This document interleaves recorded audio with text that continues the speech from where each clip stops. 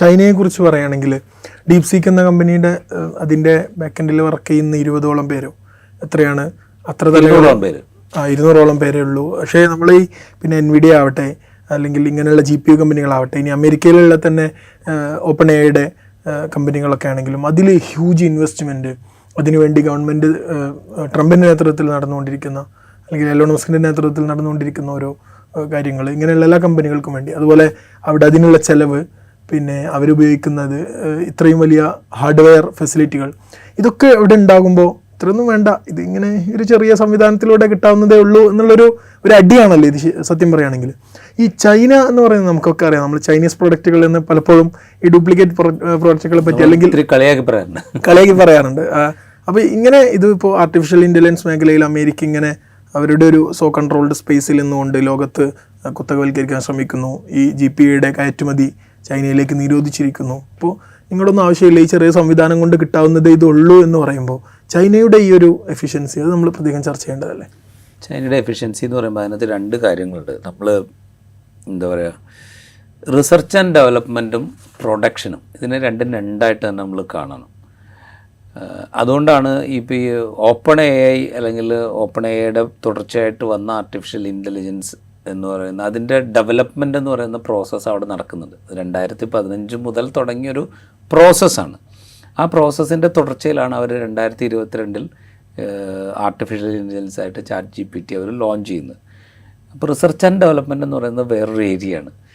ചൈനയിൽ നടക്കുന്നത് അതിൻ്റെ ഉപയോഗമാണ്. ഇത് രണ്ട് രീതിയാണ്, 2 കാര്യങ്ങളുമാണ്. ഇപ്പോൾ അമേരിക്കയിൽ നടക്കുന്നതെന്ന് വെച്ചാൽ റിസർച്ച് ആൻഡ് ഡെവലപ്മെൻറ്റ് ആൻഡ് അതിൻ്റെ തുടർച്ചയായിട്ടുള്ള പ്രൊഡക്ഷനാണ് അവിടെ നടക്കുക. അപ്പോൾ ഈ റിസർച്ച് ആൻഡ് ഡെവലപ്മെൻറ്റ് എന്ന് പറയുമ്പോൾ റിസർച്ച് ആൻഡ് ഡെവലപ്മെൻറ്റ് അവർ വലിയ തോതിൽ ഇൻവെസ്റ്റ് ചെയ്യും. ലോകത്തുള്ള പല രാജ്യങ്ങളിൽ നിന്നുള്ള ബ്രില്യൻ്റ് ആയിട്ടുള്ള ആളുകളെ അവർ എന്താ പറയുക കരാറ് കൊടുത്ത് വാങ്ങും, അവിടെ കൊണ്ടുപോകും, അവരെ ഉപയോഗിക്കും. എന്നുവെച്ചാൽ മനുഷ്യരാശിയുടെ പല ഭാഗങ്ങൾ, മനുഷ്യരാശി എവിടെയൊക്കെ ഉണ്ടോ അവിടെയുള്ള പല ഭാഗങ്ങളിലുള്ള മികച്ച ബുദ്ധി കേന്ദ്രങ്ങളെ അവർ കൊണ്ടുവന്ന്, മികച്ച പ്രതിഭകളെ അവർ കൊണ്ടുവന്ന് അവിടെ ഉപയോഗിച്ചുകൊണ്ട് അവർ റിസർച്ച് ചെയ്യും, അതിന് ഡെവലപ്പ് ചെയ്യും. അത് കഴിഞ്ഞിട്ടാണ് പ്രൊഡക്റ്റിലേക്ക് എത്തുക. ഈ പ്രോസസ്സ് അവിടെ നടക്കുന്നുണ്ട്. ചൈന എന്ന് പറഞ്ഞു കഴിഞ്ഞാൽ ഈ പ്രോസസ്സ് കഴിഞ്ഞിട്ടുള്ള പണിയാണ് ചൈനയിൽ നടക്കുന്നത്. അതുകൊണ്ടാണ് ഇപ്പോൾ എൻവിഡിയയുടെ 2 തലമുറ മുമ്പുള്ള ചിപ്പാണ് ഞങ്ങൾ ഉപയോഗിക്കുന്നതെന്നാണ് അവർ പറയുന്നത്, അല്ലേ? അപ്പോൾ ആ ചിപ്പ് ഡെവലപ്പ് ചെയ്യുന്നത് എൻവിഡിയ തന്നെയാണ്. ആ ചിപ്പ് അവർ ഉപയോഗിക്കുന്നു എന്നുള്ളതേ ഉള്ളൂ. ആ 2 തലമുറ മുമ്പുള്ള ചിപ്പ് ഉപയോഗിച്ചുകൊണ്ട് തന്നെ ഞങ്ങൾക്ക് കൂടുതൽ മെച്ചപ്പെട്ട പ്രോഡക്റ്റ് ഉണ്ടാക്കാൻ കഴിയുന്നുണ്ട് എന്ന് പറയുന്നത് ടെക്നിക്കൽ ബ്രില്യൻസ് അവിടെയുണ്ട്. ആ ബ്രില്യൻസ് അവർ കാണിക്കുന്നുണ്ട്. ഇത് രണ്ട് പരിപാടിയാണ്. 2 പരിപാടി, 2 ഏജൻസികളും, അതായത് ഇപ്പോൾ അമേരിക്കൻ ഏജൻസികളാണെങ്കിലും ചൈനീസ് കമ്പനിയാണെങ്കിലും കൊള്ളാം, ഇവർ രണ്ടുപേരും 2 തരത്തിലാണ് മാർക്കറ്റിനെ ചൂഷണം ചെയ്യുന്നത്. അതാണ് സംഭവിക്കുന്നത്. അല്ലാതെ ഇവരെന്തോ എന്താ പറയുക മനുഷ്യരാശിക്ക് സൗജന്യമായിട്ട് എന്തെങ്കിലും ഒരു സംഗതി ചേരുന്നു അല്ലെങ്കിൽ അവരുടെ മുന്നോട്ട് പോക്കിന് ഗുണപരമായ വിധത്തിലുള്ള എന്തെങ്കിലും ഒരു കാര്യം ചെയ്യുന്നു എന്ന് നമ്മൾ ധരിക്കരുത്. 2 പേരും ചെയ്യുന്നത് മാർക്കറ്റിംഗ് തന്നെയാണ്. 2 പേരും അവരുടെ കമ്പോളം വികസിപ്പിക്കാനുള്ള പണിയാണ് എടുക്കുന്നത്. അതിൽ ആദ്യം കാണുന്ന സംഗതിക്ക് കുറെ കൂടെ കൂടുതൽ ഇൻവെസ്റ്റ്മെൻറ്റ് ആവശ്യമായിട്ട് വരും. അമേരിക്കയ്ക്ക് കൂടുതൽ ഇൻവെസ്റ്റ്മെൻറ്റ് ആവശ്യമായിട്ട് വരുന്നത് കാരണം വെച്ചാൽ അവരാണ് ഇനീഷ്യലി ഇതിനെക്കുറിച്ച് ചിന്തിക്കുന്നത്. അവരാണ് അതിനുവേണ്ടി ലോകത്തിൻ്റെ വിവിധ ഭാഗങ്ങളിൽ നിന്നുള്ള മനുഷ്യ വിഭവശേഷിയെ ഏകീകരിക്കാൻ ശ്രമിക്കുന്നത്. അതിനുവേണ്ടി കൂടുതൽ ഇൻവെസ്റ്റ് ചെയ്യുന്നത് അവരാണ്. അതുകൊണ്ട് അവർക്ക് കുറെ കൂടെ ഇപ്പോൾ ഈ കമ്പാരിസൺ വരുമ്പോൾ ഡീപ്പ് സീക്ക് എന്ന് പറയുന്ന കമ്പനിയും ഇപ്പോൾ ഓപ്പൺ എയും തമ്മിലുള്ള കമ്പാരിസൺ വരുമ്പോൾ ഡീപ്പ് സീക്കിൽ 200 എംപ്ലോയീസേ ഉള്ളൂ. അവർ $60 ലക്ഷം ഇൻവെസ്റ്റ് ചെയ്തിട്ടുള്ളൂ. ഇപ്പുറത്ത് 4500 എംപ്ലോയീസ് ഉണ്ട്, അവർ $60 ബില്യൺ ഇൻവെസ്റ്റ് ചെയ്തിരിക്കുന്നത്.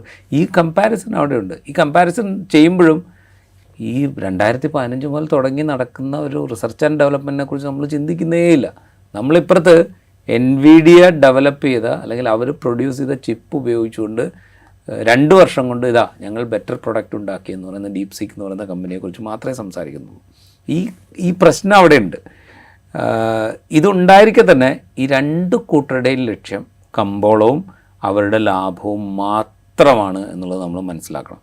അതുകൊണ്ടാണ് 2015 ഞങ്ങൾക്ക് ലാഭമൊന്നും വേണ്ട എന്നുള്ള മട്ടിൽ തുടങ്ങിയ സാം ഓൾട്ട്മാനും എലോൺ മസ്കും അങ്ങനെയുള്ള വലിയ ആളുകളൊക്കെ കൂടെ ചേർന്നിട്ട്, വലിയ ആളുകൾ എന്ന് പറഞ്ഞാൽ ഡൊണാൾഡ് ട്രംപിൻ്റെ ഭാഷയിലുള്ള വലിയ ആളുകളൊക്കെ കൂടെ തുറന്നിട്ട് തുടങ്ങിയ ഈ സംരംഭം 2019 ഇത് വിൽക്കാൻ പറ്റും എന്ന് മനസ്സിലാക്കിയപ്പോഴാണ് ഒരു പ്രോഫിറ്റ് എന്നുള്ളതിലേക്ക് മാറുന്നത്.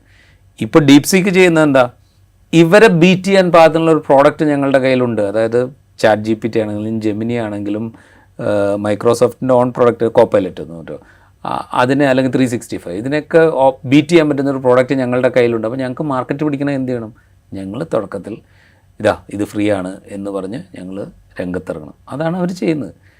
ഒരു 1-2 വർഷത്തിനകം ഈ പറയുന്ന എന്താ പറയുക അമേരിക്കൻ കുത്തകളുടെ പ്രോഡക്റ്റിനെ മുഴുവൻ വെല്ലാൻ പാകത്തിന് ഡീപ്സീക്ക് വളരുകയാണെങ്കിൽ ഡീപ്സീക്ക് പിന്നെ ചാർജ് ചെയ്യുമെന്നുള്ള കാര്യം മനസ്സിലാക്കാൻ നമ്മൾ എല്ലാ ദിവസവും ഊണ് വെച്ചാൽ മതി. അത്രേ ഉള്ളൂ.